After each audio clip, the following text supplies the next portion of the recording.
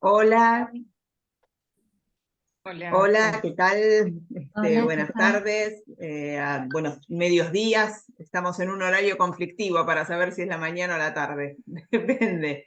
A todos y todas, muchas gracias por acompañarnos en este quinto Congreso Iberoamericano de Teatro, Artes Escénicas, Poéticas y Políticas por la Paz Social, vinculado al Festival de Manizales, a la Escuela Internacional de Espectadores de Iberoamérica y el Caribe. La verdad que es un placer participar en estos encuentros. Y me toca el honor de coordinar la segunda mesa, que tiene como título Visiones de la Guerra. Uno, porque hay otra mesa también con la misma temática, Visiones de la Guerra. Y vamos a compartir ahora cuatro ponencias de cuatro compañeros y compañeras que nos tocó todas juntas en el Río de la Plata. Coincidimos en Uruguay y Argentina. Les vamos a pedir si por favor pueden atenerse a los 10 minutos de la exposición para tener un ratito para compartir después. Yo les voy a ir avisando por el chat si quieren y vamos a seguir el orden que está en el programa, ¿sí? Así que le damos la bienvenida entonces a Gabriela Braselli de Uruguay. El título de su trabajo es El salto de Darwin o la violencia infinita. bueno, buenos días, buenas mediodías, buenas tardes para los que estén en otros meridianos. El salto de Darwin o la violencia infinita es un trabajo basado en una obra del dramaturgo uruguayo Sergio Blanco que se llama justamente El salto de Darwin. El salto de Darwin, de Sergio Blanco, aborda desde múltiples aristas el tema del eterno retorno de la violencia bélica a partir de un episodio que se ubica en 1982 en Argentina, en el contexto de la Guerra de las Malvinas. Sin embargo, desde la acotación inicial y a lo largo del texto, Blanco utilizará el episodio como una excusa para retomar algunos de los aspectos que son eje y obsesión de su dramaturgia édita e inédita, en especial los efectos concretos, las violencias que ejercen sobre los individuos, los fenómenos globales y colectivos. Es así que desde uno de sus primeros textos inéditos, que se llama La vigilia de los aceros o la discordia de los Labdácida de 1998, eh, hay un Tebas Montevideo que es sitiada, conducida a una guerra fratricida, y desde allí, pasando por Slaughter del 2002, en la que un alucinado soldado, y especialmente en la que hay un alucinado soldado que regresa de la guerra totalmente trastornado, y especialmente en Cassandra de 2010, sobre la que me quiero detener brevemente, en el salto de Darwin se vuelve a abordar la guerra como fenómeno global que implica de forma individual e inevitable y para siempre a los sujetos que se ven arrastrados a ella como carne de cañón. Y entonces dice la acotación: y a medida que la ruta se aproxima al sur, un viento suave empieza a levantarse, el mismo viento que viene de Beirut, Saigón, Bagdad, Kabul, Kosovo, Troya. El mismo viento que finalmente terminará trayendo una vez más a Cassandra, dice en la acotación inicial. Ese viento es a lo que nos referimos con la violencia infinita, es decir, la instalación de el fenómeno de la guerra remitiendo a sus antecedentes más em, mitológicos, más antiguos. La referencia remite a las leyendas míticas, antiguas y contemporáneas que como telón de fondo, espejo distorsionado, enfrentan al espectador a la antigua pátina de las gestas heroicas, desfiguradas por el tiempo y la distancia, y a la revisión de los efectos de la violencia sistemática. En la obra El salto de Darwin, presentada como road movie, la familia del soldado muerto, Iván, muerto en una batalla en las Malvinas, en Puerto Darwin, emprende su viaje para cumplir con la última voluntad de su hijo, que es que esparzan sus cenizas en los hielos del sur. Este viaje iniciático, en este viaje iniciático se irán develando las otras heridas, no solo físicas, a las que la guerra expone a los individuos. Porque decía que me quería detener un momento en Cassandra. Cassandra, del 2010, es otra obra de Sergio Blanco, y hay una transmutación del personaje de Cassandra, una, por supuesto, visionaria, transgénero, que por indicación explícita de Sergio Blanco habla solo en inglés, en un inglés internacional, y no puede ser traducida. Y entonces, en esta obra El Salto de Darwin, donde la familia transita hacia el sur a llevar los restos de su hijo, se cuela este personaje que es de otra obra, de otra naturaleza, de otro nivel de realidad, y sin embargo reaparece aquí, transfigurando la realidad. Entonces, dos o tres aspectos que elegí para generar reflexión de toda la ponencia. Em, la acción se ubica en una fecha específica, dice la acotación. La pieza sucede durante el segundo fin de semana del mes de junio del año 1982, durante el cual se libra la última batalla de la Guerra de las Malvinas, que culmina con la rendición del 14 de junio. Toda la acción se desarrolla en distintos paisajes de la Ruta Nacional 40, que desciende la Argentina desde el norte hacia el sur. Cada una de las escenas transcurre en torno a un Ford Falcon del año 1971. Dice la hija, primero el salto geográfico. Hoy es viernes 11 de junio del año 1982. Se plantea entonces una primera tensión entre la verosimilitud y la inverosimilitud que se va desarrollando a través del texto. Aunque parezca de una verosimilitud forzada por la acción dramática, el realismo histórico, telón de fondo de la obra, es lo más inquietante. Hecho histórico real. Entre el 11 y el 12 de junio de 1982, el Papa Wojtyła realizó una parada relámpago de 30 horas en Argentina. Esto aparece, su discurso aparece escuchado por la familia por la radio.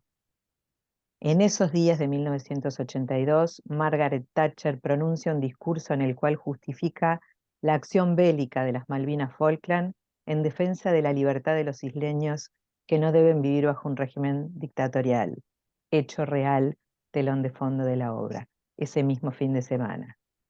El 13 de junio de 1982 debuta la selección argentina en el Mundial de Fútbol, con todo lo que eso implica, con el saludo, el himno nacional y el nacionalismo que venía atrás de eso, hecho histórico. Entonces diría García Márquez, tantas coincidencias no le son lícitas a la literatura. Esto es la historia.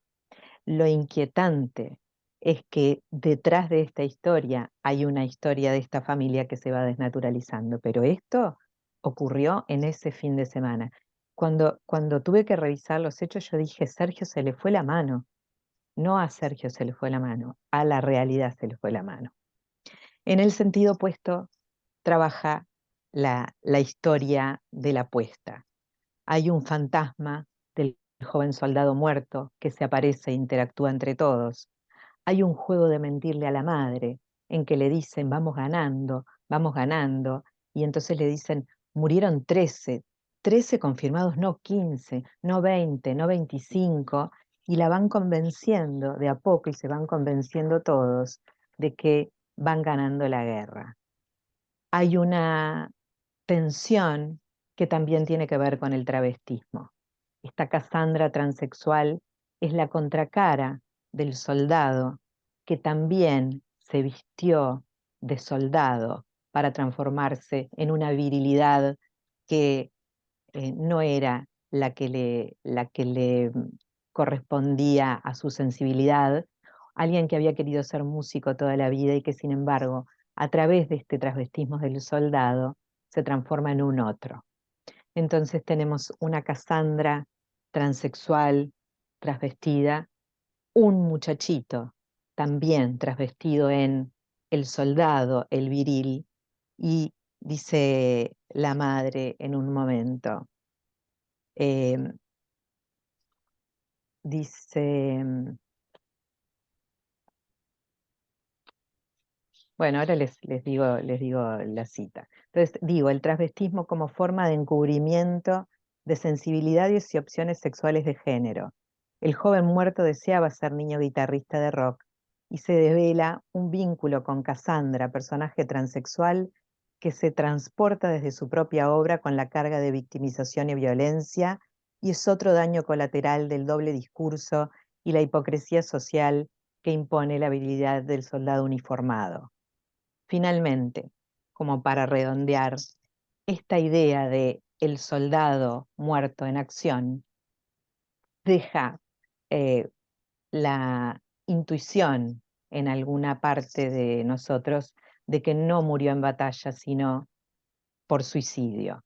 El parte médico dice que en realidad se voló los sesos y la contracara de su personaje, Cassandra, el que luego quieren convertir en el joven Iván, Iván, Juan, un cualquiera, los nadie, ¿no? Al que quieren convertir en un joven Iván, termina en el mismo destino, volándose los sesos. Bueno, muchísimas gracias, Gabriela. Increíble, la verdad que bueno, es una obra de Sergio Blanco que yo no conocía. El salto de Este, Darwin, que fue estrenada en España y después fue estrenada en Montevideo, dirigida por ujú, Roxana Blanco.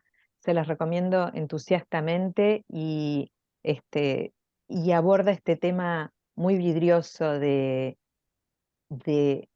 el soldado, eh, el patriotismo, la familia orgullosa ujú. de este defensor de del honor patrio. Bueno, muchísimas gracias. Ahora, al final, nos queda un espacio para conversar. Yo me anoté unas cuantas cositas para preguntarte. Muchas gracias por atenerte a los 10 minutos. Bueno, seguimos entonces con Mora Asid. El título de su trabajo, ella argentina, el título de su trabajo es Lógica del naufragio de Mariano Saba, 2012. Te escuchamos, Mora. Gracias. Bueno, voy a intentar también atenerme a los 10 minutos, si no, por favor avísenme. Bueno, voy a hablar de Lógica del naufragio del artista e investigador Mariano Saba. Se trata de una obra que fue escrita en el 2012 en el marco del Concurso Nacional de Obras de Teatro que todos los años realiza el INT, que es el Instituto Nacional del Teatro, y que en el marco del 30º aniversario de la guerra estuvo dedicada a los 30 años de Malvinas. Es decir, que la escritura de esta obra y de las obras que formaron parte de ese concurso fueron incentivadas por esta política cultural. El concurso aparte tiene lugar en un contexto en el que Malvinas ocupa un importante espacio en la agenda pública argentina. Es un contexto en el que comienzan a haber a partir del 2003 políticas de memoria sobre la dictadura militar en general y sobre la guerra de Malvinas en particular. Se trata también de un periodo en el que las ciencias sociales se acercan a investigar la guerra de Malvinas desde diferentes perspectivas, cuestión que había sido dejada de lado en la inmediata posguerra y durante varias décadas. Y por último también se trata de un contexto en el que tiene su correlato en el campo de las producciones artísticas y culturales, en donde hay una proliferación de obras de arte que narran el conflicto bélico a partir de miradas del presente.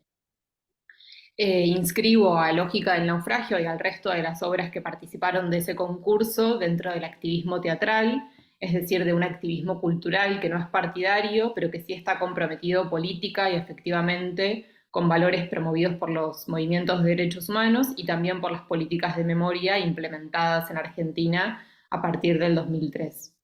este activismo teatral con el que podemos caracterizar a la escena del teatro independiente en la ciudad de Buenos Aires en las últimas décadas se diferencia de otras experiencias de teatro político previas y su politicidad no deriva tanto de la emisión de un mensaje concreto, sino de la posibilidad de interrogar a los espectadores y plantear interrogantes.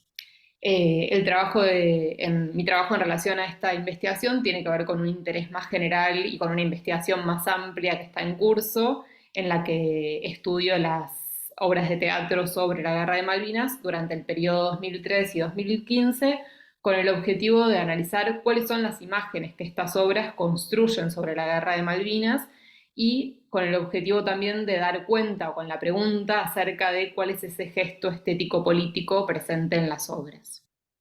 Cuento brevemente de qué se trata la obra. Lógica del naufragio transcurre en un congreso académico que tiene como objetivo homenajear a Esteban Gómez, que fue un cartógrafo marino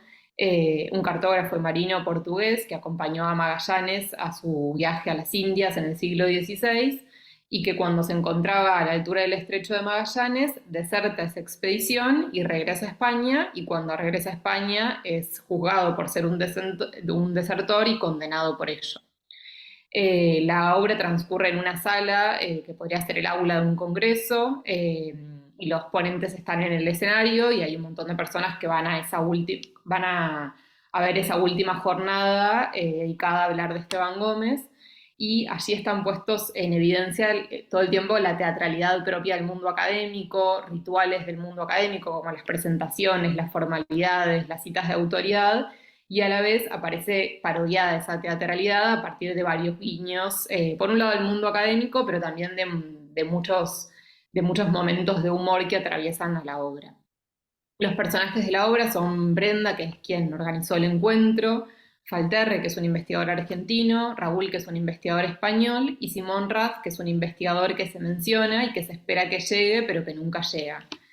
Cuando se presentan, Falterre dice cuál es su tema de investigación y él dice que estudia la representación de lo insular en la literatura argentina y parte de considerar que Esteban Gómez, cuando deserta esa expedición junto a Magallanes y regresa a España, es el primero en avistar las Islas Malvinas.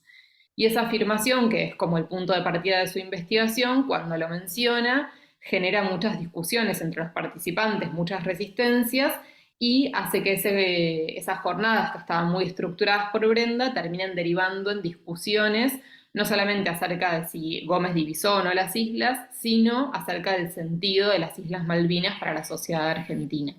A partir de ello yo trabajé con algunos tópicos que se desprenden de eso. Uno tiene que ver con la soberanía, el otro tiene que ver con la deserción y el otro tiene que ver con el rol de los intelectuales. Voy a mencionar brevemente algo de los primeros dos para poder hablar un poco de esa pregunta en torno al rol de los intelectuales. En relación al problema de la soberanía, se desprenden a lo largo de la obra varios vínculos entre Argentina y España a partir de esta figura de Raúl, que es el único personaje español. Es un poco extenso, pero estos vínculos entre Argentina y España van desde un vínculo colonial entre la corona española y las Islas Malvinas y las provincias del Río de la Plata, hasta vínculos que nos permiten pensar en una memoria transnacional entre Argentina y España, producto de las dictaduras militares que atravesaron ambos países a finales del siglo XX. Respecto de la deserción, se trata de un tópico que atraviesa la ficción, las ficciones de Malvinas desde el comienzo, desde Los Pichiciegos como una obra inaugural, podríamos decir, de Malvinas, y esta obra se inscribe, Lógica del naufragio, en esa tradición que narra la guerra de Malvinas, no desde el campo de batalla, sino desde los márgenes. En este caso, Malvinas no es narrada desde el campo de batalla, desde un teatro de operaciones, sino que es narrada desde un congreso académico y sus personajes principales, lejos de ser soldados, son académicos que estudian la literatura del siglo XVI. Y a su vez la deserción también aparece a partir de algunas figuras concretas en la obra, como es, por ejemplo, Esteban Gómez, que es un desertor y que de hecho es juzgado por ello. Aparecen también a través de un personaje que es un amigo de Raúl, a quien Raúl menciona, Y aparece también a partir de este cuarto investigador que mencioné, Simón Rath, a quien se menciona y se espere que llegue, pero nunca llega. Entonces, un poco la figura de este investigador evidencia ese silencio que imperó por muchos años por parte del ámbito intelectual y de la sociedad para hablar de Malvinas. Y su figura evidencia de alguna forma las dificultades que aún hoy existen para pensar Malvinas. Ese interrogante que se formula en la obra se formula hacia los intelectuales, pero gracias al dispositivo teatral recae sobre el conjunto de la sociedad. Respecto al rol de los intelectuales, entonces, como decíamos, el gesto estético-político de la obra tiene que ver con poner en escena el silencio y las dificultades exhibidas por parte del ámbito intelectual y de los investigadores para pensar Malvinas. La pregunta que subyace durante toda la obra tiene que ver con cuál es ese rol de los intelectuales en la construcción de un relato sobre la guerra de Malvinas. Los debates que genera la afirmación de Falterre ponen de manifiesto las resistencias a hablar de Malvinas, pero también las diferentes perspectivas que existen en relación a eso. La obra, como decíamos, transcurre en un congreso académico y quienes están escuchando ese plenario de clausura también son intelectuales, al igual que quienes están en ese escenario. Y ese efecto recae sobre los espectadores gracias al dispositivo escénico. Los espectadores en la obra están ocupando el lugar, es decir, los asientos que ocupan quienes asisten a ese cierre de clausura. Cuando Brenda, que es quien organiza el encuentro, cuando comienza la obra, mientras los espectadores van ingresando a la sala, ella les habla, los saluda y les dice, sí, vayan ingresando, qué tímida la academia, siéntense al principio, en las primeras butacas. Entonces, hablándoles en segunda persona, los coloca en el lugar de quienes asisten a ver al congreso. Entonces el dispositivo teatral permite que los espectadores ocupen literalmente el espacio que están ocupando los participantes de las jornadas organizadas por Brenda. De esta forma, el interrogante recae directamente sobre los espectadores que se ven interpelados por las preguntas que despuntan de la obra. La obra no brinda respuestas certeras a ese interrogante, sino que escenifica los dilemas. En efecto, esa capacidad de interrogar es una de las principales características del activismo teatral en el que inscribimos tanto a Lógica del Naufragio como el conjunto de obras que participaron del concurso que mencioné al principio, y este activismo teatral entiende que su politicidad deriva de su capacidad de interrogar. En consecuencia, el efecto político de sus obras no se desprende de la transmisión de un mensaje que buscan comunicar, sino de las obras mismas, y en ese sentido hablamos de un gesto estético-político que despunta de las obras en el encuentro con sus espectadores.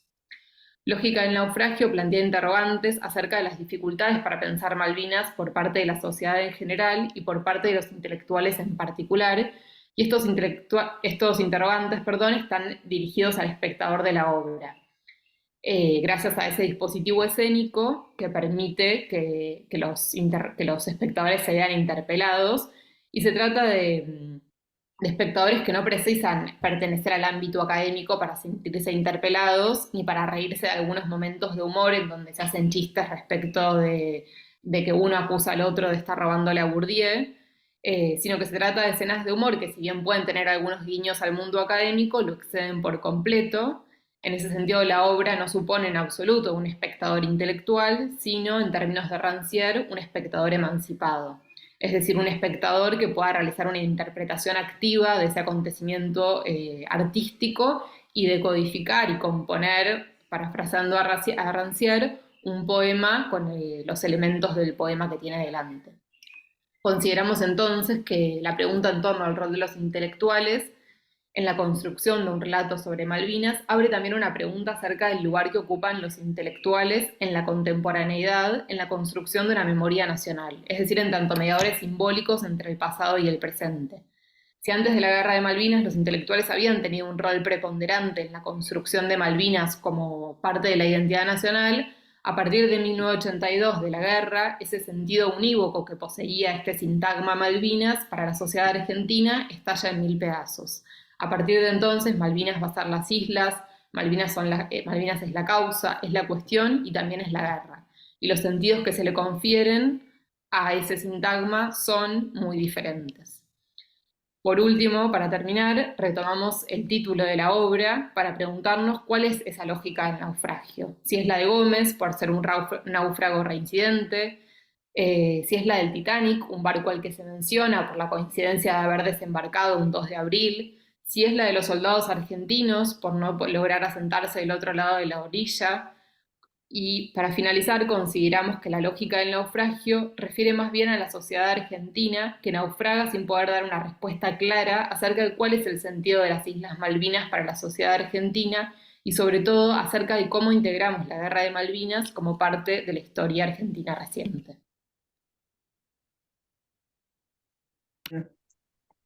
Muchísimas gracias, Mora. Muchísimas gracias. Hermoso Gracias, trabajo. perdón por No, pero es muy interesante también para pensar, y de nuevo lo vamos a dejar para después, pero esa relación entre mundo intelectual y política, ¿no? Que es como una constante en la obra de Mariano Saba, y es muy interesante cómo problematiza esa relación, ¿no? Que es muy compleja. Y que en cierto sentido es autobiográfica, porque él es el mundo intelectual también, ¿no? Bueno, y vamos a la última exposición del día de la fecha, porque María Luisa Diz avisó que no iba a poder venir. No es la panelista ausente, que no quiere hablar de la obra que mencionaba Mora recién, es simplemente que tuvo un inconveniente y no puede participar.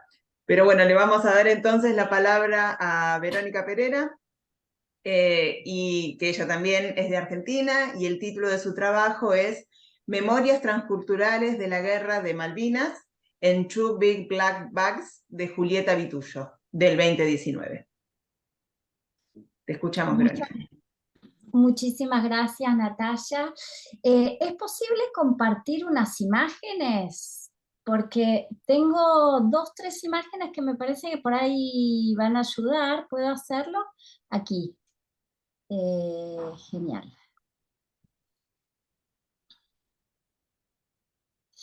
Bueno, la artista investigadora, también artista investigadora, Julieta Vitullo escribió esta obra, Two Big Black Bags, Dos grandes bolsas negras en español, en 2019, la revisó en 2022 y la dirigió y la estrenó hace muy poquito, en Seattle, en Estados Unidos, donde ella actualmente reside.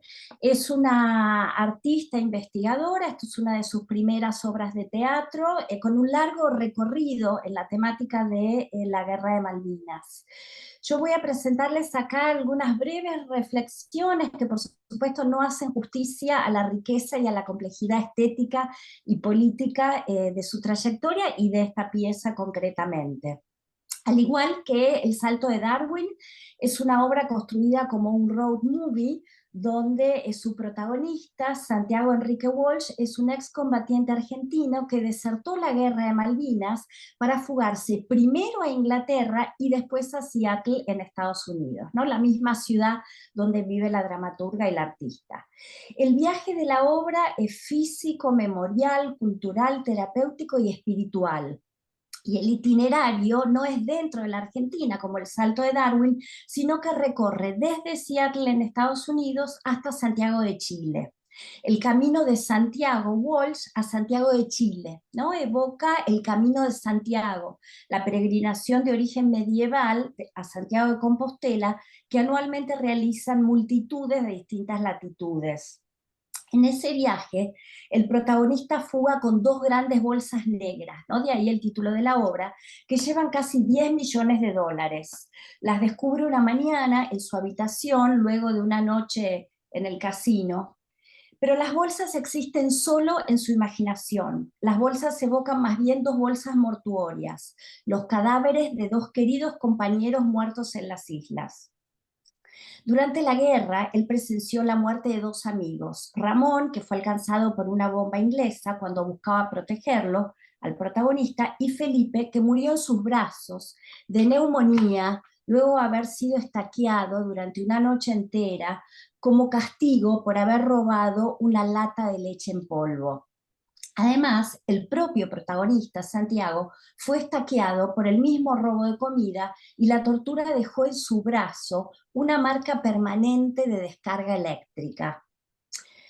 Cuando era niño, Santiago y su entrañable abuela irlandesa jugaban a recitar rimas infantiles, distinguiendo el acento inglés del irlandés.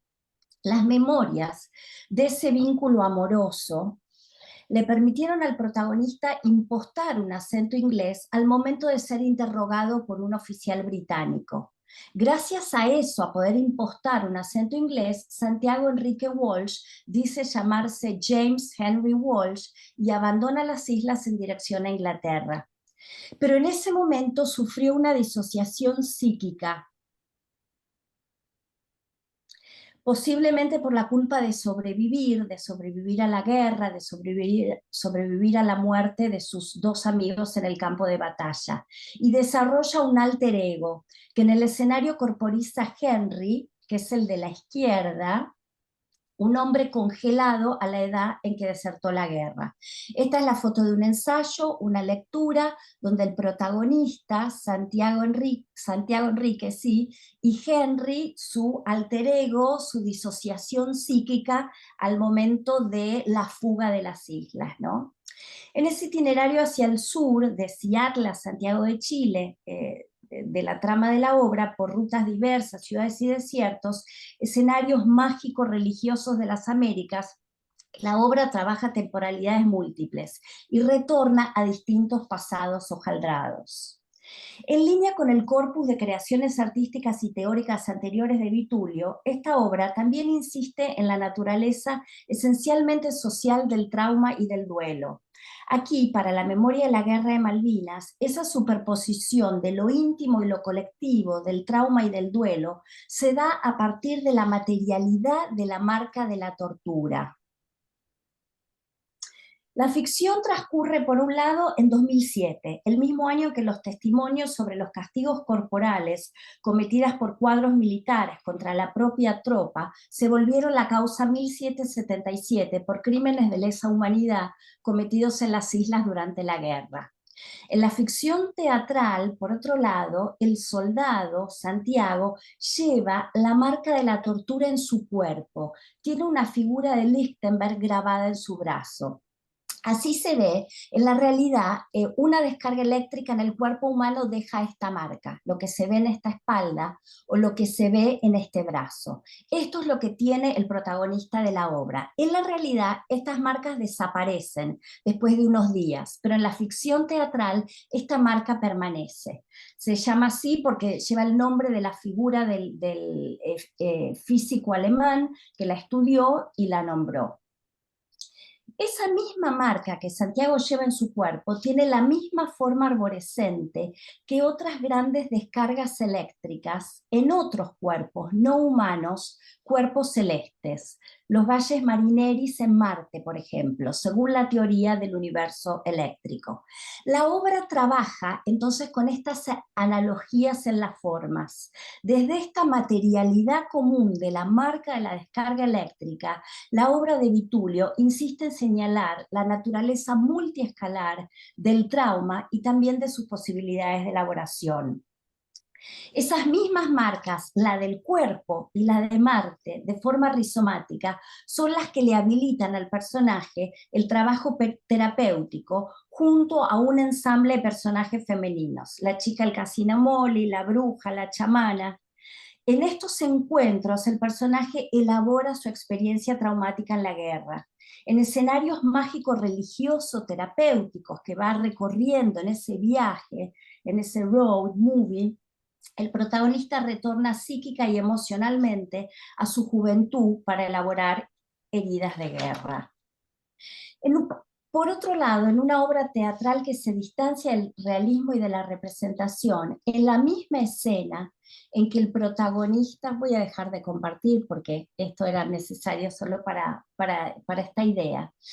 Ahora, en una obra teatral que se distancia del realismo y la representación, en la misma escena en que el protagonista vuelve al pasado para sanar sus heridas de guerra a partir de la materialidad de la marca de la descarga eléctrica, como mostraba recién, También asume una voz ética y políticamente abierta y comprometida para explicar por qué esa marca no es una calamidad cósmica.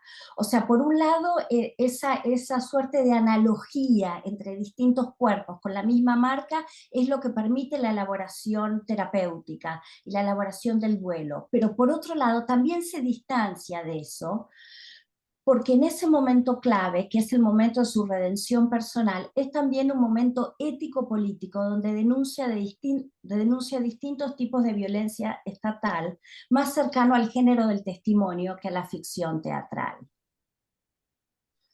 Si el teatro de Malvinas suele ser radicante, como sugiere Ricardo Dubati, es decir, arraigado y marcado por coordenadas locales específicas, la obra de Vitulio interrumpe esa modalidad.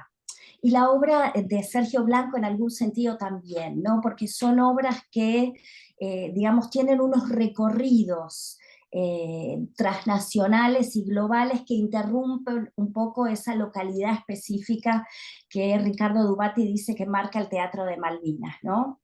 En este caso, la obra se despliega en un territorio geográfico, lingüístico, cultural y afectivo que recorre las Américas y trasciende fronteras nacionales.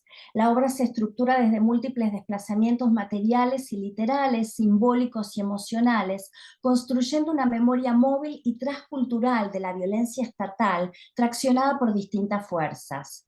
Es la creación dramatúrgica sobre la Guerra de Malvinas entre Argentina y Gran Bretaña de 1982, de una artista argentina que porta memorias infantiles del conflicto en su propia biografía, en su propia familia y en su escuela, y que emigró a Estados Unidos meses antes del atentado terrorista del 11 de septiembre del 2001 y de las subsiguientes guerras en Medio Oriente iniciadas por Estados Unidos. En una prosa autobiográfica de 2017, dedicada a la experiencia personal del atentado terrorista del 2001, Vitulio escribe: «Vivo en un país que tiene una memoria colectiva de muy corto plazo. Se pregunta sobre qué seleccionar para recordar esos años agridulces transcurridos entre 2001 y su respuesta a su pura guerra: Vietnam, Corea, Yemen, Libia, Siria. Hoy podríamos agregar la guerra de Israel en Gaza». El argumento teatral principal de Dos grandes bolsas no se refiere a esas perpetuas guerras imperiales impulsadas por Estados Unidos. Pero al concentrarse en la guerra de Malvinas, performa y moviliza memorias capaces de enmarcar una historia y un presente de esas otras guerras, buscando movilizar afectos que sacuden el apoyo a la maquinaria bélica y a la forma del duelo público de 2023 en el hemisferio norte. Se trata de una ficción que trabaja una guerra ocurrida en 1982 entre un país latinoamericano en dictadura y otra potencia de la OTAN, que no es Estados Unidos, es Gran Bretaña.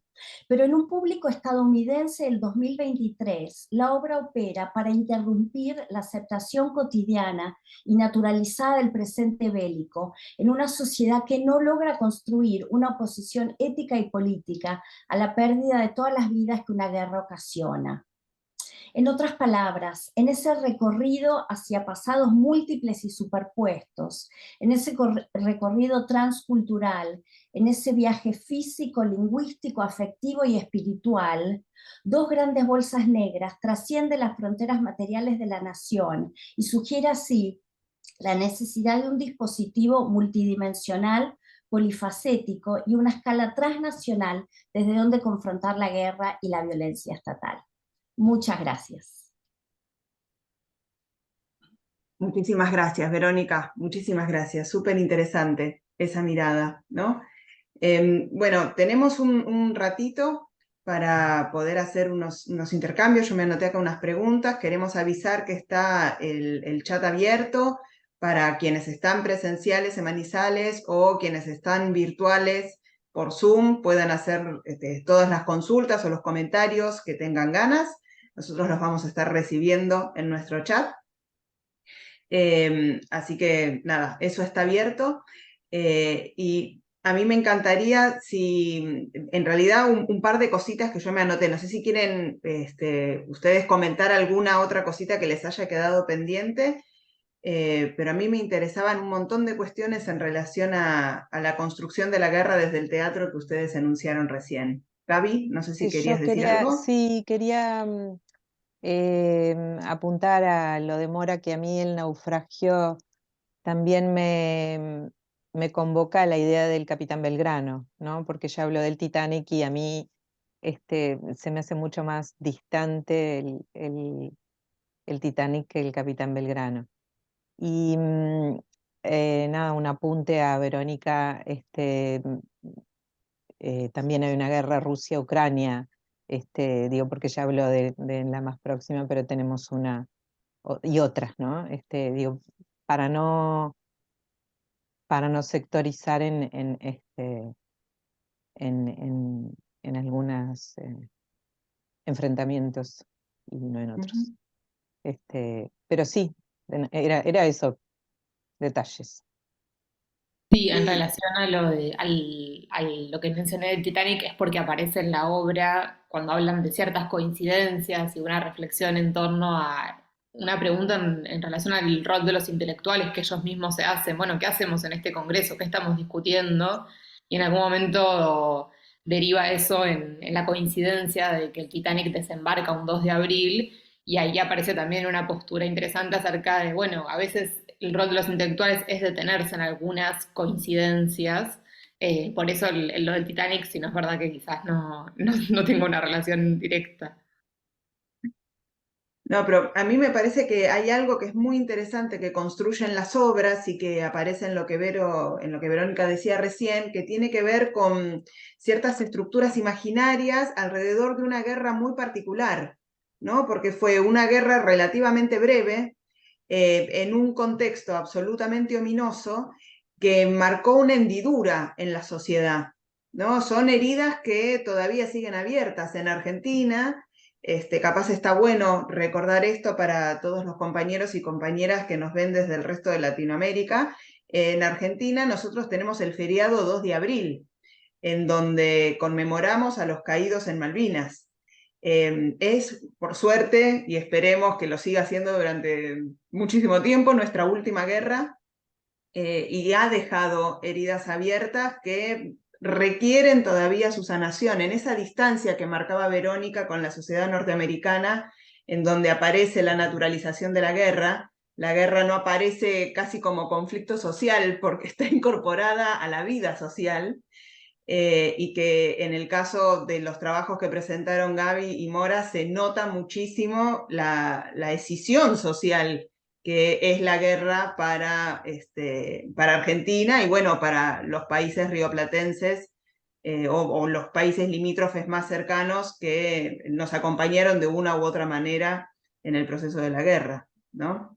Me parece que esa es una diferencia muy interesante y una coincidencia en todos los trabajos. Si me permitís, me parece que vos con mucha sagacidad rescataste algo que yo no supe decir y vos dijiste mucho más lindo, que fue lo ominoso de la realidad frente a la ficción. Es decir, la realidad fue mucho más inverosímil, ¿no? Y me gustó mucho esa ominosidad que vos detectaste en algo que yo no supe precisar tan bien como, bueno, ya lo tomé, ya lo tomé. Sí, Te voy a citar, pero me gustó mucho, me parece que entendiste por dónde iba el concepto, muy sagazmente. Verónica, ¿vas a decir algo? Sí, creo que también está muy bueno tu comentario en relación a como una paradoja que traen las tres obras, ¿no? O sea, porque Malvinas, por un lado, nadie duda que es símbolo y metáfora de la argentinidad, ¿no? En algún punto es como un símbolo sagrado. Lo vimos en la campaña reciente, fue uno de los símbolos casi sagrados para la cultura argentina que se tocaron y que no pasa eso, ¿no? Entonces, por un lado es metáfora, es símbolo de una identidad argentina muy contundente, muy rotunda, pero al mismo tiempo también alimenta la imaginación de artistas de distintas latitudes, ¿no? Y es tal vez en el teatro a partir de Campo Minado, ¿no? Mindfield de Lola Arias, tiene una circulación global impresionante. Pero estas tres obras también, ¿no? Un poco hablan de eso. Bueno, Lógica del naufragio en algún sentido también, ¿no? Pone a Malvinas en una circulación de sentidos globales que trasciende eso que es muy emblemático de la identidad argentina y que también es propio del teatro sobre Malvinas, como dice Ricardo Dubati, que es siempre sus coordenadas locales, ¿no? La verdad que eso me parece interesantísimo de estas tres ponencias, o sea, ponerse a pensar sobre producciones culturales que ponen a Malvinas, que ponen esto tan propio de la identidad argentina en una circulación global, ¿no? Y qué es lo que pasa con todo eso. Y por otro lado, Gaby, que mencionás la guerra Rusia-Ucrania, por supuesto, y digo por supuesto en el sentido que entre todas las conversaciones que he tenido con esta dramaturga, no tengo una conversación desde a lo largo del tiempo, desde hace ya bastante tiempo, de hecho vamos a escribir un texto juntas en breve. Ella también le interesa marcar esto de la sociedad norteamericana como con tantas dificultades, la sociedad estadounidense con tantas dificultades para desnaturalizar la guerra, ¿no? Y para tener un marco de guerra, como dice Butler, que pueda desconocer, desnaturalizar y construir una oposición ética. Y esto en un historial muy largo, ¿no? De guerras, donde ella lo pone en la serie que arranca con las guerras a Medio Oriente después del atentado a las Torres Gemelas, pero era justamente una conversación muy importante que tuvimos antes de esta última guerra de estos días. La tuvimos a propósito de la guerra Rusia-Ucrania, y ella me decía, nunca va a haber suficientes obras antibélicas en Estados Unidos.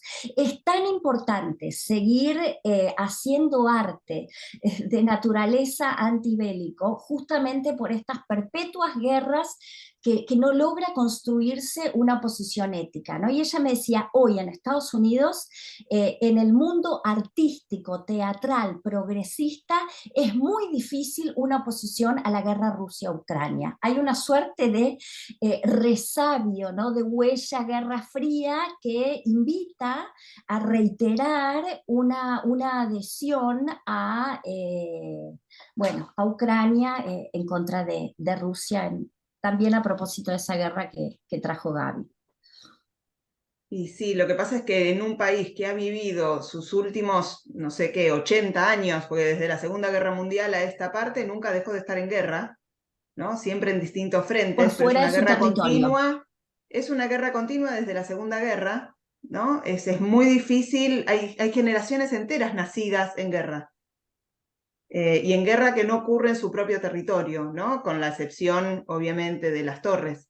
Pero construye una manera de pensar el mundo muy difícil de desarticular, ¿no? Nosotros y de nuevo, por suerte, gracias a Dios, y esperemos que durante muchos siglos nuestra última guerra sea Malvinas, creo que podemos establecer otra mirada ahí. Y hay algo que me encantó de esto que ustedes planteaban y que tiene mucha relación con lo que comentaba Mora en este vínculo entre intelectualidad y política, que tiene que ver con la proliferación de las obras sobre Malvinas, ¿no? Vos, Verónica, marcabas Campo Minado, eso creo que indudablemente por el proceso de internacionalización de la producción teatral en vínculo con Malvinas. Pero hay algo que nombra Ricardo Dubati que a mí me interesa muchísimo en este vínculo con la intelectualidad y la política, que tiene que ver con el Instituto Malvinas, ¿no? Que se crea en Argentina en el aniversario, en el 2012, en el aniversario de la guerra, en 2013, del fin de la guerra, con esta voluntad de pensar políticamente, pensar diplomáticamente, pensar culturalmente Malvinas y la proliferación de obras que del 2013 a esta parte, ¿no? Empezaron a surgir en parte por el fomento político hacia el pensamiento de esto como problema, ¿no? Cuando nosotros pensamos cuál es la relación entre intelectualidad y política, y capaz tiene que ver con esto también, con poner al tema en la agenda, porque si el tema no está en la agenda no se piensa, e instalarlo en la agenda de manera permanente creo que contribuye a esta proliferación de obras tan interesantes que ustedes mencionaron en este encuentro, ¿no? Si me permitís 2 apuntes, te quería decir que la obra de Sergio es de 2011, que él es de alguna manera, porque siempre Sergio nos sorprende con estas intuiciones anteriores a los fenómenos, vos decís 2013 empiezan a proliferar, y en 2011 él la propuso para hacer en el Teatro San Martín y no se la aceptaron. Le dijeron, no es momento, no es circunstancia, o sea, exactamente lo que vos estás diciendo, es decir, necesitó correrse todo un paradigma de poder pensar la guerra desde otro lado, y Sergio desde su cabeza dramatúrgica ya estaba instalando esta temática antes de Tebas Land en El salto de Darwin en 2011. Y lo otro, bueno, de alguna manera también eh, mucho, Sergio lo remite mucho antes en la cultura a Troya, ¿no? Es decir, Claro. por eso se llama la violencia infinita, es decir, de alguna manera hay una mirada un poco desesperanzada respecto de que la guerra es casi un fenómeno que coexiste con nuestra cultura a la par de la cultura. Sí, Yo obviamente, por las dudas, ¿no? Obras sobre Malvinas existen desde la década del 80 en continuado. No, por supuesto, pero te quiero decir, a un extranjero, porque decíamos esto del extranjero, y fijar una fecha, pero está bueno pensar, bueno, ¿cuándo se disparó el fenómeno? sí, Sí. creo ¿Ahora? que está bueno pensarlo en relación al contexto, ¿no? Efectivamente hay un momento en el que empiezan a proliferar las obras. Ahí yo inclusive rescato esta política cultural, digo, el concurso que yo mencioné es una política impulsada por el Estado Nacional a que se escriban obras de teatro sobre Malvinas, pero más allá de eso, a mí me interesa mucho el vínculo, ¿no? Entre ese contexto político y cultural y las producciones, pero también me parece interesante eso que rescata Natacha de que bueno, ficciones sobre Malvinas hay inclusive antes de que termine la guerra. Los Pichiciegos supuestamente fue escrita durante la guerra, pero también el Brecht en el Salón Dorado, una obra de teatro, fue estrenada en el 83 y escrita en el 82, el cuento Primera Línea. Entonces también me parecía interesante como esa dimensión imaginaria acerca de la guerra, cómo la ficción desde sus comienzos imagina la guerra, aunque por supuesto hay periodos de mayor y menor producción. También el 25 aniversario de la guerra en el 2007 es otro momento en el que también empieza a haber como un boom editorial o inclusive en el cine, y el 2012 por supuesto ese aniversario también tiene como mayores resonancias, me parece. Digo, porque me parece interesante esa tensión y yo justamente me interesa la tensión en sí misma, como eh, de esos contextos. Sí, y por eso yo Mal, quiero revalorizar, un segundito, Verónica, ya te dejo, pero quiero revalorizar el Congreso, este Congreso, ¿no? Cuyo lema es la paz social. Poner a la paz social como tema de un Congreso es también, ¿no? Poner ese lugar de relevancia en el acontecimiento y en el vínculo con la política. Sí, Vero. No, esto que decía Mora, ¿no? O sea, por un lado, Malvinas es una suerte de usina, ¿no? Que no se detiene nunca. O sea, obviamente en las efemérides, ¿no? Y los 2012 fue un momento importantísimo, y el año pasado, los 40 años, también tal vez estimulan como la creación artística un poco más, pero en algún punto es una usina que no deja nunca, ¿no? de inspirar creaciones artísticas en el teatro y fuera del teatro también. Pero tal vez no sé si Mora tiene ganas de, por ahí ya en los últimos minutos, pero de decir algo más, es muy fascinante de Lógica del naufragio y la lectura que hace Mora de la incomodidad, ¿no? También de Malvinas, o sea, es tan interesante y es tan importante, creo, seguir estudiándolo porque por un lado es este emblema de la identidad nacional argentina, pero al mismo tiempo bueno, por lo ominoso de la guerra, por su contexto de dictadura cívico-militar, por sus lecturas en clave de derechos humanos, por las causas por crímenes de lesa humanidad abiertas, ¿no? En el 2007, etcétera, etcétera, sigue siendo un asunto de una complejidad y una incomodidad para muchos que no hay, ¿no? No sé, y creo que Saba ahí es fascinante porque trabaja esa incomodidad que también es muy, ¿no? León Rosichner es lo más dilemático de la historia reciente y es un poco así, ¿no? Sí, Creo. ahí en la obra, un poco cuando se menciona el tema, yo lo que decía es, bueno, un poco el Congreso podría haber seguido teniendo a Esteban Gómez como protagonista, no era el tema importante en relación al Congreso, sin embargo eso no puede ocurrir porque genera disputas por parte de todos, inclusive por este personaje español que a priori parecería ser el que menos vínculo tiene con Malvinas y sin embargo también tiene un vínculo afectivo con el tema y genera una serie de disputas que hace que el Congreso derive en otras discusiones. Ujú. Y un poco Sí, me hizo acordar. la obra evidencia un poco todas esas disputas, esas resistencias y esos sentidos en torno a Malvinas que evidentemente no están clausurados, sino que siguen siendo un terreno de disputa que inclusive lo vimos estas últimas semanas en la campaña electoral, como termina siendo un sentido por supuesto potente, pero que sigue siendo un terreno de disputas. Totalmente. Y a mí la obra me hizo recordar mucho a la última producción que él estrenó acá, que es Tibio, en donde aparece ese vínculo entre el mundo intelectual y el franquismo, ¿no? Unamuno y el fascismo en España, en el mismo contexto de un profesor dando una clase que sería un contexto parecido a un profesor, o lo que sea, un investigador dando una ponencia, ¿no? Que la verdad que es súper, súper interesante para pensar ese eje y también pensarlo transhistórica y transnacionalmente, como planteaba Verónica y como planteaba Gabriela. Bueno, ya estamos en horario y tenemos que entregar a tiempo, pero claramente es un tema Me muy despido, que fascinante. pasen muy bien, muy buenas tardes y agradezco la compañía de las otras ponentes, agradezco tu atención, Natalia, a, a nuestros planteos y saludo a todos los que están en el Congreso, que pasen bien. Muchísimas gracias y saludamos entonces y agradecemos a Gabriela Braselli, a Verónica Pereira, a Mora Acid. Y los invitamos a seguir participando de las otras mesas del Congreso. Bueno, muchísimas, muchísimas gracias y nos vemos Gracias a vos, enseguidita nomás Natalia. en la próxima mesa. Gracias al Chao, Congreso. gracias. Hasta luego. Hasta luego.